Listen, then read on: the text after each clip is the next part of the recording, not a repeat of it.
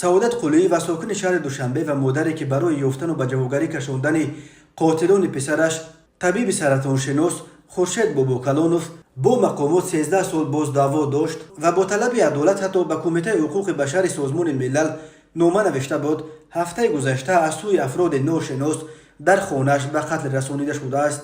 خبر کشته شدن این زن از جانب ریاست وزارت کارهای داخله در شهر دوشنبه نیز به خبرگزاری آزیا پلیوس تصدیق کردند. حالا تفصیلات کشتار سعادت قلی و معلوم نیست و ملیسای پایتخت نیز از روی معلومات بیشتر خودداری میکند، ولی آزیا پلیوس با تکیه به منابع خود خبر داد که جسد سعادت قلی و را با زخم‌های زیاد کارد و علامت‌های بوغی کنی پیدا کردند. نام سعادت قلی و زمان رسانه‌ای گردید که پسرش خورشید بابوکلانوف مدیر قبولگاه مرکز بیماری‌های سرطان از سوی کارمندان میلیسیا در مرکز دوشنبه بازداشت گردیده در راه به سوی شعبه کارهای داخلی نویه اسماعیل سالمانی جان باخت.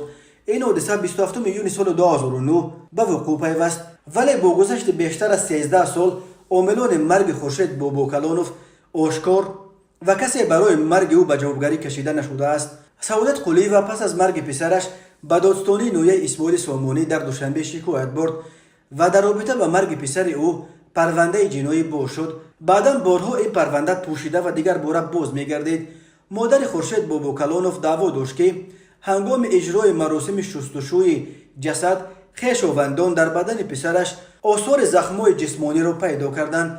مقامات میگفتند خورشید بابوکلانوف به علت بیماری قلب و بسته شدن راه‌های نفسش جان داده است و گویا مست هم بود. پیوندانش این فرضیه مقامات را رد میکنند و اصرار می‌ورزند که او در نتیجه لطوکوب کشته شده است. پرونده مربوط به مرگ خورشید بابوکلانوف از جانب مقامات تاجیکستان چندین بار بسته و پوشیده گردید و سعادت قلی و به پیدا کردن عدالت در کشور ناامید شده.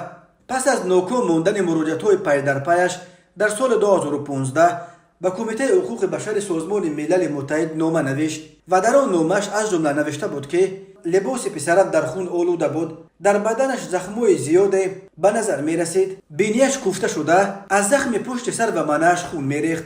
درخواست او از جانب سازمان ملل قانع گردید و در این باره کمیسیون عاید به اجرای عهدهداری‌های بین المللی دستگاه اجرایی پرزیدنت جمهوری تاجیکستان به طور قطعی سعادت قلی و را خبردار هم کرد. اما دادگاه نویه اسماعیل سالمانی 8 یونی سال 2022 بار دیگر دعوت سعادت قلی و را نسبت به وزارت کارهای داخلی و دادستانی کل تاجیکستان رد کرد.